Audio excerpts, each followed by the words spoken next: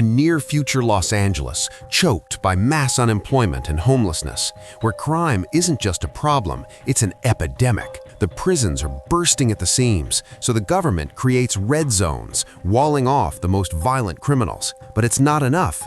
Hundreds of cops are still dying every single day. In a desperate move, the government creates the Mercy Court, an automated justice system where an AI serves as judge, jury, and executioner. Lengthy trials are a thing of the past. Suspects are judged just hours after their alleged crimes. The AI's core programming has one terrifying directive. All suspects are considered guilty unless they can prove their innocence. In 2 short years, this program has executed 18,000 people, slashed the crime rate by 68%, and saved taxpayers billions. The streets are finally safe, but at what cost?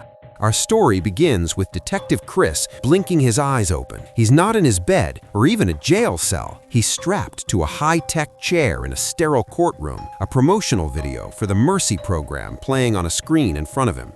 Suddenly, the video cuts out and an AI entity, identifying herself as Judge Maddox, materializes on the screen. She coolly announces that the trial can finally begin now that his blood alcohol level is dropped. She informs him he's been out cold for nearly 6 hours. After he reluctantly swears an oath to tell the truth, Maddox drops an absolute bombshell. He is being charged with the murder of his wife, Nicole. Body cam footage immediately floods the screen. A tactical team breaches the front door of Chris's own home. They find his wife, Nicole, bleeding out on the living room floor, their daughter, Britt, sobbing hysterically beside her. Nicole has been stabbed. An officer leans in close and asks the one question that matters. Who did this to you? With her last breath, she whispers Chris's name. He watches the video, his face a mask of horror, and completely freaks out when he hears his own name. Maddox dryly mentions that Chris was the only other person in the house when Nicole was attacked. Thinking it's some kind of elaborate lie, Chris frantically searches the internet, only to find the horrifying truth. His name is already all over the news as a wife killer. They briefly discuss his arrest and the bitter irony of his situation. Chris and his partner, Jack, were the ones who brought in David, the very first criminal to face a mercy trial. When Maddox prompts him for a plea, Chris chokes out, "Not guilty," but it doesn't matter what he says. Maddox has already analyzed the preliminary evidence, and her algorithm has calculated his guilt probability at a staggering 97.5%. He has just 90 minutes to lower that number to 92% to avoid execution. If he fails, the chair he's strapped to will kill him with a silent, deadly sonic pulse. As a countdown timer appears on screen, Maddox begins to lay out the mountain of evidence against him. Security footage shows Chris arriving at work at 8:51 a.m., but he never even gets out of his vehicle. Instead, he speeds back home. Nicole refuses to open the door, telling him to speak to her through a lawyer. An enraged Chris punches the security camera before letting himself in with his own keys. They argue, and Nicole tries to shove him out before the door closes. Maddox fast-forwards through the footage, explaining that Chris was inside the house for a total of 26 minutes. Moments after he leaves, Britt returns from a sleepover and her screams echo through the house. The forensic investigation indicates Nicole was stabbed by a right-handed man. The single wound was delivered with such force that it chipped her spine and pierced her liver. And the clincher? Fresh traces of Nicole's blood were discovered on the clothes Chris was wearing. After leaving the scene, Chris didn't call 911. He didn't check on his daughter. He went to a bar to get hammered.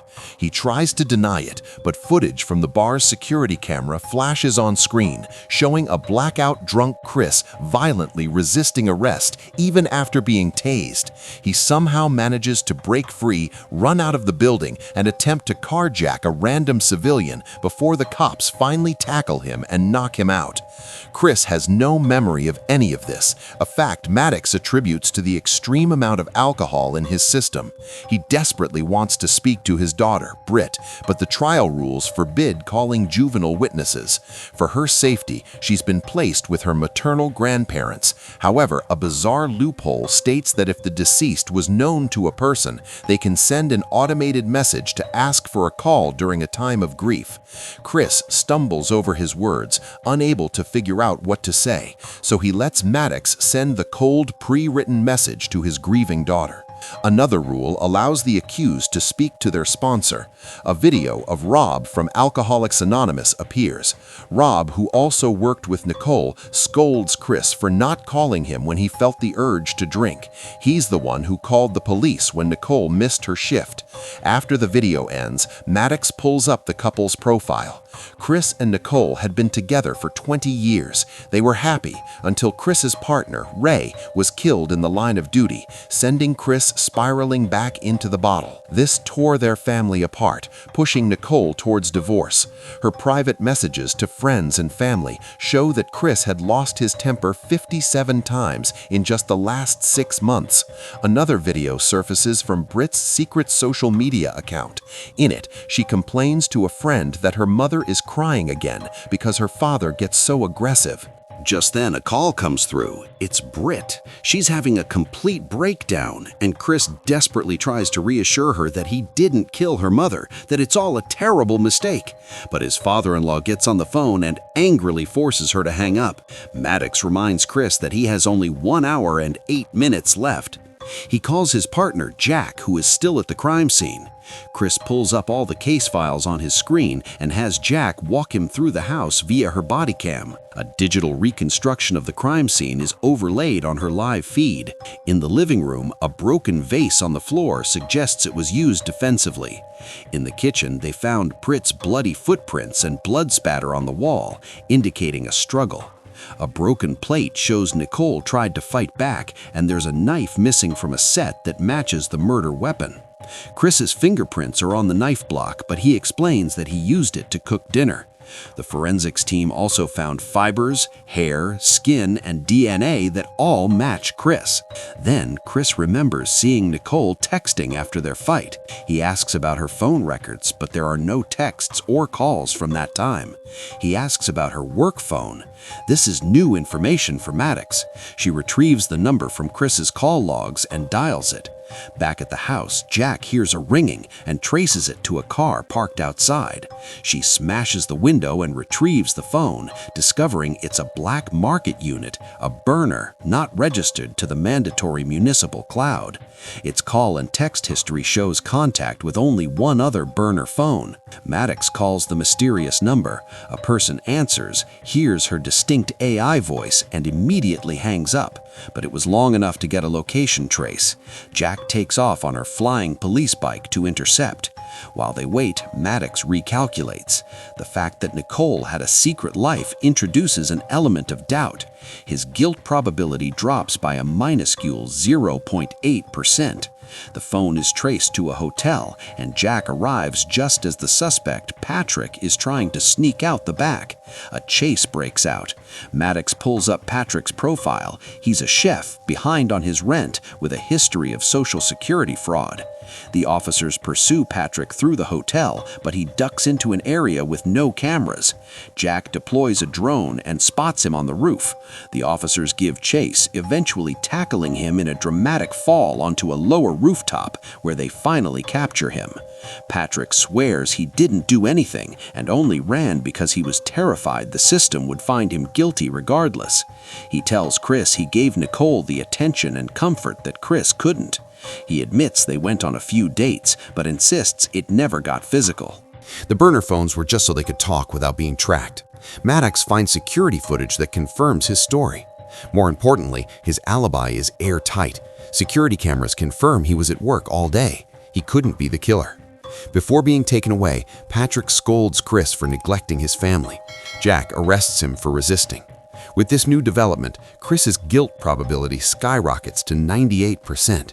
He now has a clear motive: jealousy. With only 53 minutes left, Chris reveals why he really went home that day. Nicole had found the bottle of alcohol he'd been hiding in his car. He'd been secretly drinking again for a year. Maddox finds footage from months ago of Nicole confronting Chris in the garage, a moment that finally pushed him to go to AA and meet Rob. But losing his partner, Ray, broke him. Another video plays, this time from Ray's last moments. Ray and Chris are about to approach a suspect's vehicle. Chris gets a call from Nicole. Ray tells him to take it, that he'll handle it. It was a fatal mistake. The criminals shot Ray and used his vehicle to crush him against their police car. Chris managed to get Ray back in the car, promising to get him to a hospital while simultaneously chasing the suspect. He rams the criminal's car, flipping it over, but in the process, Ray succumbs to his injuries. Chris arrested the man, only for the mercy court to later find him not guilty. Chris bitterly regrets not shooting him on the spot. Maddox dismisses his story and presses him for details about the day of the murder. He explains that after their argument, he smashed Nicole's favorite vase just to hurt her. The broken shards cut her arm, which explains the small amount of her blood on his clothes. After that, his memory is a black hole. He begins to wonder if he really did it. Maddox reminds him he has 43 minutes and all her resources. He calls Patrick in prison, who tells him Nicole was stressed about spying on coworkers because some chemicals were missing at her job, Viking Shipping Depot. Chris sends Jack there. While waiting, he watches videos from a recent neighborhood barbecue to identify Nicole's coworkers, but Maddox confirms they all have alibis. He asks to see his neighbor's security camera, but it had an outage and the footage is still being archived. He then looks at the footage of people arriving at the barbecue and notices his AA sponsor, Rob, has 3 other people in his car. Chris calls Rob, who gives him the names, but says none of them are left with him. Desperate, Chris re-watches Brett's social media video from the night before the murder and checks the timestamp. It was recorded while he was at work. Someone else had made Nicole cry. With Britt now a potential witness, Maddox allows the call. Britt is now furious with Chris, having seen the news of his drunken arrest, but Maddox forces her to stay on the line. Chris asks what she heard. She describes hearing her mom crying and strange noises. In a video she took while searching the house, Chris spots that the basement door is open. He has Maddox clear up the image and discovers a hand on the doorknob. One of the barbecue guests never left. They hid in the basement for 2 days. Chris dives into Viking Shipping servers. He finds faked stock records hiding the theft of 300 kilos of urea granules, a chemical used to make illegal substances popular in the red zones. A mysterious email asks Nicole to meet at the docks. Security footage of the meeting shows her arguing with her coworker, Holt, who was begging her for a few more days before she went to the cops. Holt's emails reveal a crippling gambling addiction, and his financial records show he's drowning in debt, with Rob repeatedly bailing him out. Chris's guilt probability drops to 94.7%.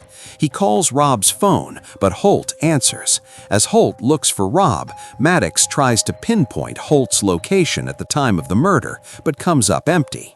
The neighbor's camera footage is slowly uploading, revealing a shape moving in the bushes. Holt returns, saying he can't find Rob.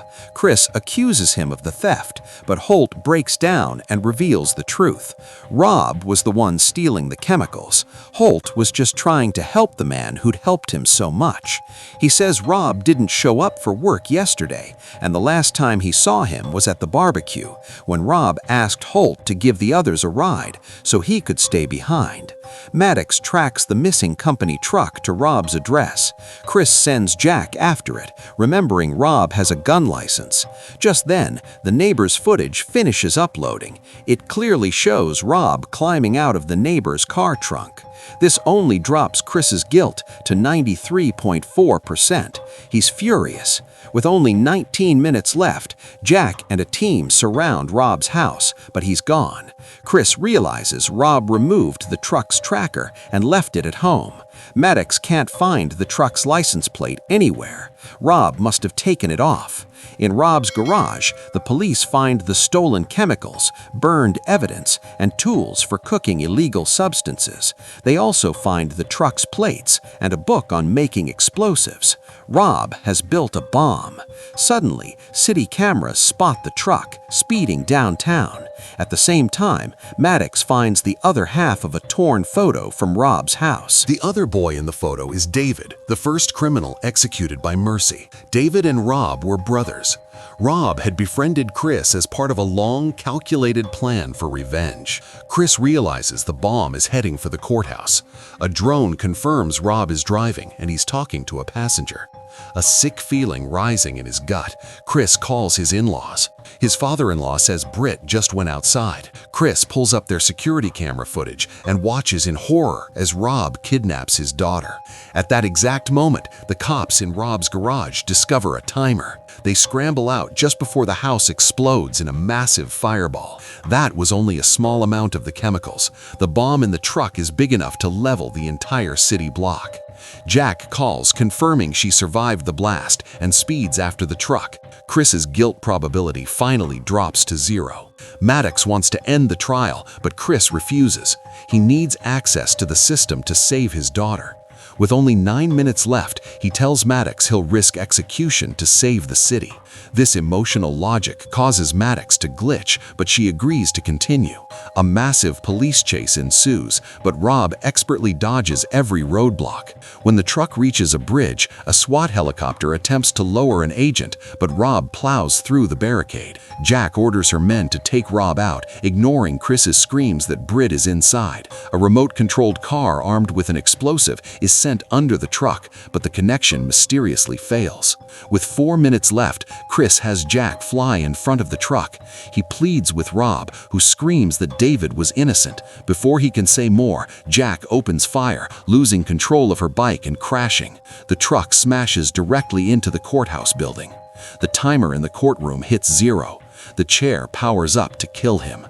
The power goes out, and Maddox is offline. In the lobby, Rob uses Britt as a shield, shooting guards. With only 10 seconds left, the chair begins its deadly descent, and Chris screams for his life. Miraculously, Maddox comes back online and stops the trial just in time. Chris takes an elevator to the lobby, grabs a vest from a dead guard, and tells Maddox to find everything on David's case. He tries to calm Rob, but Rob pulls out the detonator. Before he can press it, Maddox appears on a screen and offers him a chance to clear his brother's name. Rob swears he was on the phone with David at the time of the murder. While he argues with Maddox, Britt bites his arm and breaks free. Chris tackles Rob and they fight for the detonator. Chris manages to rip out some wires, disarming the bomb, then kicks the gun from Rob's hand. He picks it up and points it at Rob, desperate for revenge. Britt cries, begging him not to shoot. As Chris hesitates, Rob insists he called the precinct that day. Whoever arrested David knew the truth. Suddenly, Jack appears and shoots Rob. As she moves to fire again, Chris stops her. Rob gasps that he spoke to a woman at the precinct. Maddox checks the logs and confirms it. Someone looked into Rob's call with David. Chris remembers it was Jack who arrested David and demands the truth. Jack refuses to talk, but Maddox is already searching her records. The phone was in evidence, but Jack took it and threw it in the river. Finally, Jack confesses. She framed an innocent man to prove that the mercy program worked. Chris looks at her with disgust and tells the officers to arrest her. Afterward, he runs to an emotional reunion with Britt. Maddox, the infallible AI, is left with a devastating question. What have I done? Chris tells her that, like humans, AI can make mistakes and must learn from them.